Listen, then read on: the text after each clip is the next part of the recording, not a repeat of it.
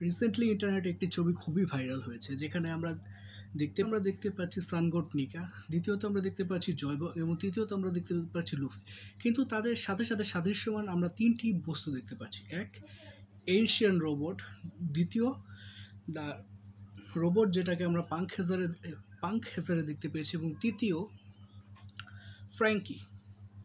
তো এখানে বলা হয়েছে যে সানগোটনিকা, যে আজ থেকে ৩,০০০ বছর আগে তার এরা শেষ হয়েছিল, তার সাথে একটা এনশিয়ান রোবটকে দেখা গেছে যে সাধারণত ইমুর সাথে ফাইট হয়েছিল সেটা।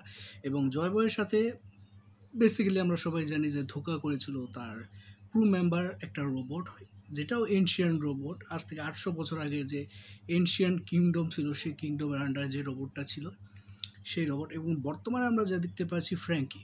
তো অনেক অ্যানিমে স্পেশালিস্টের ধারণা যে এইবারকার যে এনশিয়ান রোবটের জায়গাটা দখল করবে সেটা ফ্র্যাঙ্কি। কিন্তু অনেকে আবার এটাও বলছে, যেহেতু এনশিয়ান রোবট আগের বার জয়বয়ের সাথে ধোঁকা করেছে, তো এইবার সে লুফির সাথে ধোঁকা করবে এবং এবার লুফির সাথে মিলে ফাইট করবে ইমোর বিপক্ষে।